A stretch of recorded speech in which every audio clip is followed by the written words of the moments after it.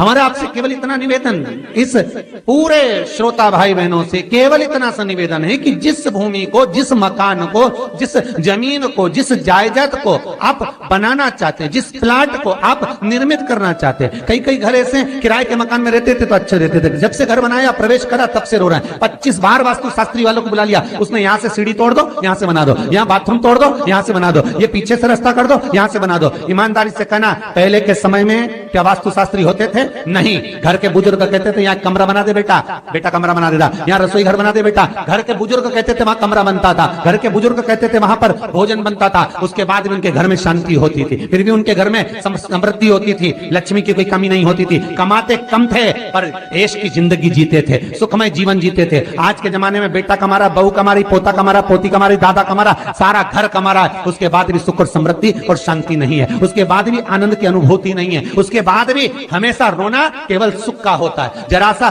घर में 4 लोग रह रहे हैं पर चारों के मुंह भगोने जैसे रहते हैं, एक तपेले जैसा मुंह, एक भगोने जैसा मुंह, एक थाली जैसा मुंह, एक बल्टोई जैसा मुंह, सब कोई बोलने को तैयार नहीं, क्योंकि जब जब बोले तो बर्तन की आवाज आए तो बोलेगी। एक माँ बैठी टीवी के सामने, एक माँ बैठी, एक सोफे पे बैठा, बोले ही नहीं आपस में।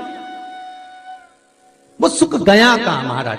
कई लोगों के मैसेज आते हैं, गुरुजी हम बड़े दुखी हैं, कारण क्या है? बस कारण इतना सा है कि आपने जब मकान का निर्माण कराया, वास्तु शास्त्री को बुलाया, इंजीनियर को बुलाया, सब ठेकेदार को बुलाया, सबको बुलाकर मकान, प्लाट, जमीन, जायदाद सब दिखवाया, पर आपने उस भूमि पर पद्म पुराण कहती है, धेनु मानस कहती है, स्कंद पुराण कहती है कि उस प्लाट पर आपने 3 दिन तक एक गौ माता को नहीं बांधा, 3 दिन तक एक गाय को उस प्लाट पर बांध कर चारा खिलाते।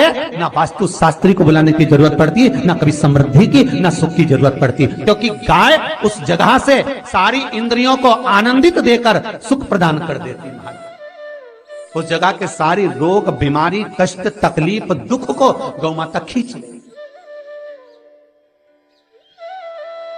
गौ माता जैसी जगत में कोई नहीं हो सकता। हाथ में घड़ी नहीं बांधती गौ माता, पर 4 बजे आपके यहाँ रोटी मिलती है तो 4 बजे खड़ी मिल जाती है। 3 बजे भोजन मिलता है तो 3 बजे आपके दरवाजे पे मिल जाती है। 1:30 बजे भोजन दोगे तो 1:30 बजे ही मिलेगी। 1:20 पे दोगे तो 1:20 पे ही मिलेगी। कोई घड़ी नहीं बांधती, फिर भी समय पर आ जाती है। क्यों? क्योंकि भगवान ने उसको ऐसा बनाया है, 33 कोटि देवताओं ने उसमें ऐसा विराजमान कर दिया है कि जगत का वो कल्याण कर सकती है। उसका एक एक अंश जीव का कल्याण करने वाला है, एक एक अंश जगत का उद्धार करने वाला है।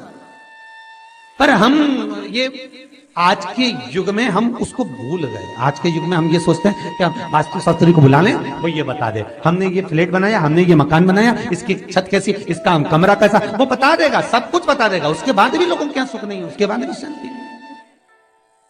फिर चलो तो चलो किसी बाबा जोगी क्या पहुंच गए जो ऐसा घूम घूम के बताता, और उसके यहाँ जाकर पूछ लिया, बताओ बाबा जी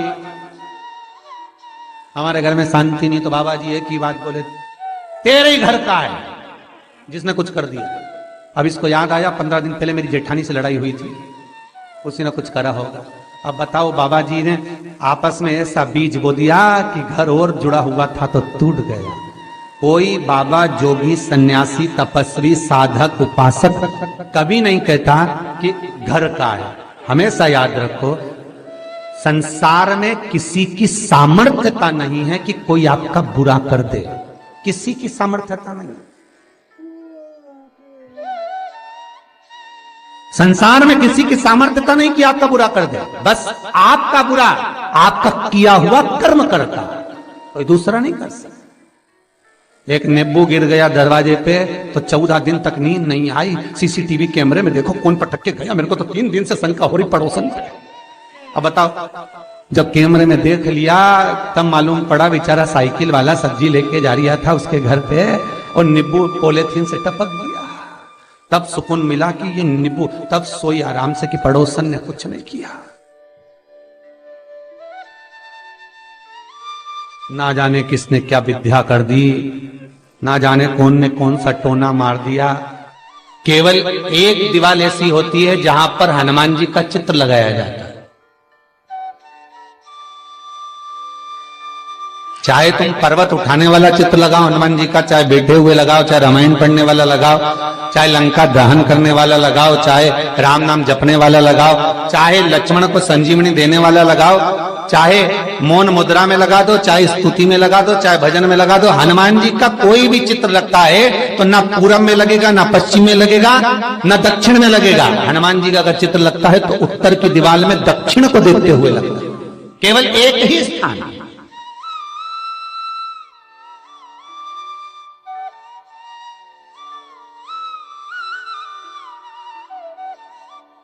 जैसे पूर्वजों के चित्र को, पितरों के चित्र को, गए हुए हमारे जीवों के चित्र को दक्षिण में विराजमान किया जाता है, उसी तरह हनुमान को उत्तर में विराजमान कर कर दृष्टि दक्षिण में कर दी जाती है।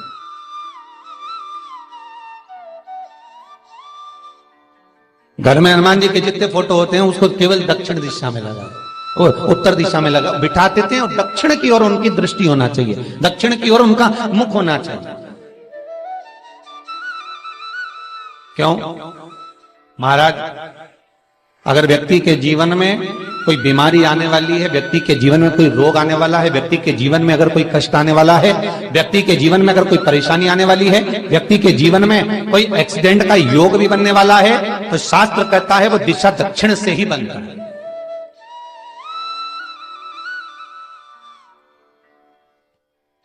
ये दक्षिण जो दिशा है ये यम की दिशा है।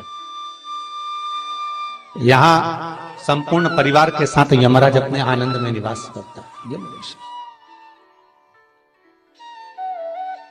और जब हमारे घर में, हम ये नहीं करें कि आप हनुमान जी का फोटो लगाओ, हम ये भी नहीं करें, आपके घर में हो और आपने अगर विराजमान कर रखा है किसी दिशा में, तो हमारा तो निवेदन रहेगा, अभी तक आपने अगर जैसा रखा पर एक बार दिशा बदल कर देखना कि रोग, बीमारी, कष्ट, दुख, तकलीफ में आपको लाभ मिला कि ना मिला।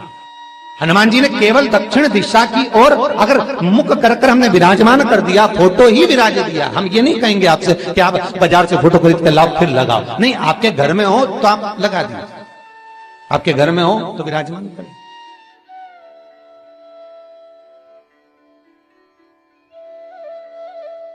अच्छा, कितनी विपरीतता है वो भी आप जरा जानिएगा महाराज, कि शंकर भगवान के ऊपर जो जल चढ़ाया जाता है उसकी जलाधारी उत्तर में जाती है। कई लोगों को तो आज भी तुलसी उतारना तक नहीं आता कि तुलसी का दल कैसे उतारा जाता है। कई जगह तुलसी के क्यारे के नीचे शंकर जी का शिवलिंग रख दिया जाता है। महाराज नहीं है ध्यान, बस चल रहा है स्मरण।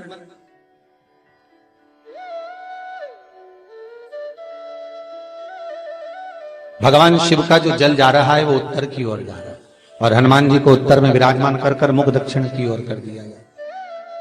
क्यों? प्रबल दिशाओं में उत्तर और दक्षिण, महाराज ये जो दो दिशाएं इनको साधने के लिए कोई देवता आगे नहीं आता। अगर इन दिशाओं को कोई साधने वाला है तो केवल एक देवाधिदेव महादेव ही हो सकता है। काल का हरण करने वाला वो महाकाल ही हो सकता है। शंकर का ही एक अवतार है हनुमान जी महाराज, रुद्र अवतार महाराज। हनुमान जी से कहा तुम दक्षिण की ओर दिशा पर संभालिए, शिव जी कहते हैं मेरा जल जब उत्तर की ओर जाएगा तो इस दिशा को मैं संभालू, चिंता ना करिए। किसी लड़का और लड़की का विवाह नहीं हो रहा,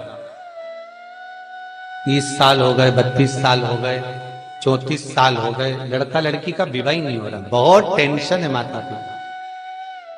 कोई मंगली है, कोई मांगलिक है, थोड़ा धीरे कम करो, प्लेन रखो। कोई मांगलिक है, कोई मंगल है, संबंध हो ही नहीं रहा। बहुत प्रयास कर रहे, बहुत। 4 दिशा का स्मरण करिए, पूरब, पश्चिम, उत्तर, दक्षिण। हथेली पर आटे का दीप लगाइए, घी भर लीजिए और 4 बत्ती उसमें अलग अलग रख लीजिए महाराज। थोड़ा सा पीला चावल हल्दी में कर कर उसमें डाल लीजिए। जो लड़का और लड़की का विवाह करना उसी के हाथ में देना है। और देव उठनी एकादशी के दिन, जिस दिन देवता उठेंगे, जिस जगह पर तुलसी शालिग्राम का आप पूजन करते हो, गन्ने के नीचे, ईख के नीचे, तुलसी का क्यारा रखकर पूजन करते हो। वहां पर भगवान शिव और भगवान नारायण का नाम लेकर उस दिए को रगवा दीजिए और वहीं पर हल्दी का तिलक उस लड़का या लड़की का कर दीजिए और उसके हाथ में थोड़ी सी हल्दी लगा दीजिए। महाराज 2.5 महीने 3 महीने तो बहुत हो गए, उस बच्चा और बच्ची का विवाह पक्का।